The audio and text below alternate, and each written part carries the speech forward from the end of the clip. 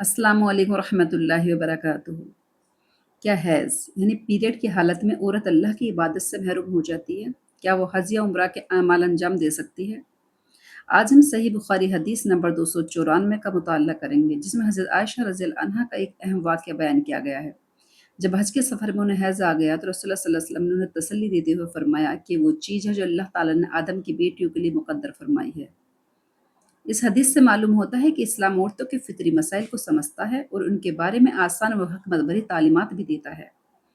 तो आइए इस हदीस को शुरू करते हैं और जानते हैं कि हदीस में हैज़ यानी पीरियड्स के बारे में क्या-क्या बयान फरमाया गया है। सबसे पहले अल्लाह ताला ने फरमाया है कि कह दो, खुदावंद ताला की तरफ से ये फरमान है कि तुझसे पूछते हैं हुक्म हैज़ का, तो कह दो कि वो गंदगी है, सो तुम औरतों से हैज की हालत में अलग रहो और नज़दीक ना हो इनके जब तक वो पाक ना हो जाएँ। यानी इनके साथ जमा ना करो। जब खूब पाक हो जाएँ तो जाओ इनके पास जहाँ से हुक्म दिया गया है। तुमको अल्लाह ने यानी क़ब्ल में जमा करो, दबर में नहीं। बेशक अल्लाह पसंद करता है तौबा करने वालों को और पसंद करता है पाकीज़गी, सफ़ाई-सुथराई हासिल करने वालों को। नबी करीम सल्लल्लाहु अलैहि वसल्लम का फरमान है कि एक ऐसी चीज़ है जिसको अल्लाह ताला ने आदम की बेटियों की तकदीर में लिख दिया है। बाज़ अहले इल्म ने ये भी कहा है कि सबसे पहले हैज़ बनी इसराइल में आया था।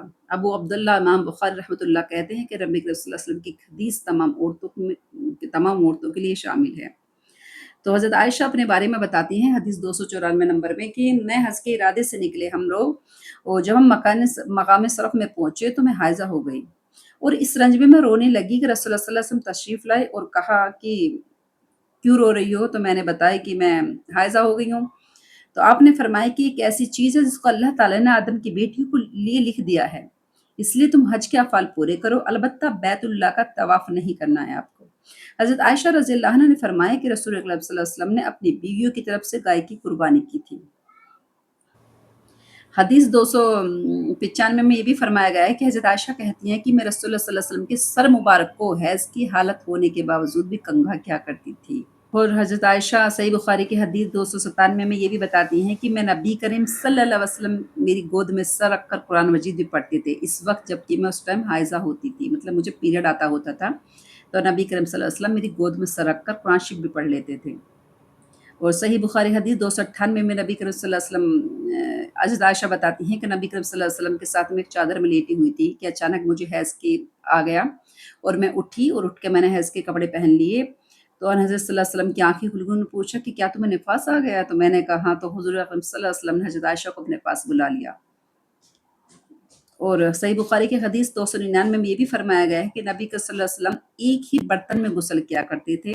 दोनों, मतलब हज़रत आयशा और प्यारे नबी हज़रत मोहम्मद मुस्तफ़ा सल्लल्लाहु अलैहि वसल्लम, और जबकि दोनों जनबी हालत में भी होते थे। तो इससे पता लगता है मियाँ बीवी की मोहब्बत का, तो अल्लाह ताला ने फरमाई है हदीस में, बहुत अच्छी बात बताई है। और आप मुझे हुक्म फरमाते, बस मैं आज़ार बाँध लेती। अच्छा, अल्लाह ताला प्यारे नबी ने ये हुक्म दे रखा था अपनी बीवियों को कि जब उन्हें ऐसी हालत है तो आज़ार बाँध ले, कोई कपड़ा बाँधने से पहचान रहे, फिर आप मेरे साथ मुबाशरत करती, इस वक़्त मैं हाइजा होती।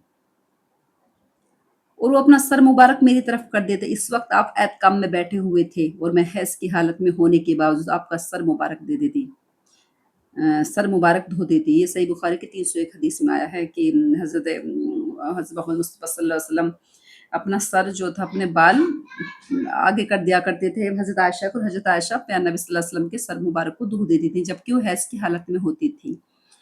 और सही बुखारी की हदीस है 340 में रसूल करीम सल्लल्लाहु अलैहि वसल्लम फरमाते हैं कि एक बार रसूल करीम सल्लल्लाहु अलैहि वसल्लम ईद उल अज़हा व ईद उल फ़ितर में ईदगाह तशरीफ़ ले गए। वहाँ आप औरतों के पास से गुजरे और फरमाया कि ऐ औरतों की जमात सदका करो, क्योंकि मैंने ज़हन्नुम में ज़्यादा तुम्ही को देखा है। उन्होंने कहा, या रसूलल्लाह ऐसा क्यों?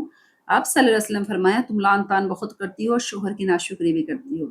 बावजूद अक्ल व दीन में नाक़ुस होने में तुमसे ज़्यादा कोई किसी का अक्लमंद तजुर्बेकार आदमी को दीवाना बना देने वाला नहीं देखा। औरतों ने अर्ज़ किया कि हमारे दिन और हमारी अक्ल में क्या नुकसान है या रसूलल्लाह? तो आप सल्लल्लाहु अलैहि वसल्लम फरमाए, क्या औरत की गवाही मर्द की गवाही से नसब नहीं है? उन्होंने कहा, जी हाँ। आप सल्लल्लाहु अलैहि वसल्लम फरमाया, बस यही इस अक्ल का नुकसान है। फिर आपने पूछा कि ऐसा नहीं है जब औरत हाइज़ा हो तो वो नमाज़ पढ़ सकती है, न रोज़ा रख सकती है? औरतों ने कहा कि ऐसा ही है। तो आपने फरमाया, यही तो इस दिन का नुकसान है। हज़रत इब्राहिम ने कहा था कि इस हालत में, जनाबत की हालत में, वो सॉरी हैज़ की हालत में आयत पढ़ने में कोई हर्ज नहीं है। और हज़रत अब्दुल्लाह इब्न अब्बास रज़ियल्लाहु अन्हा जनबी के लिए हज़रत ज़نبی کے لیے قرآن مجید پڑھنے میں کوئی حرج نہیں سمجھتے تھے، ذنب کی حالت میں کے لیے، اور نبی کریم صلی اللہ علیہ وسلم ہر وقت اللہ کا ذکر کیا کرتے تھے۔ تو امام عطیہ نے فرمایا کہ ہمیں حکم ہوتا تھا کہ تم حیض والی عورتوں کو بھی عید کے دن باہر نکالو، پس وہ مردوں کے ساتھ تکبیر کہیں اور دعا کریں۔ ابن عباس رضی اللہ عنہ فرماتے ہیں کہ ان سے ابو سفیان نے بیان کیا کہ ہرقل نے نبی کریم صلی اللہ علیہ وسلم کی گرامی نامہ کو طلب کیا اور اسے پڑھا۔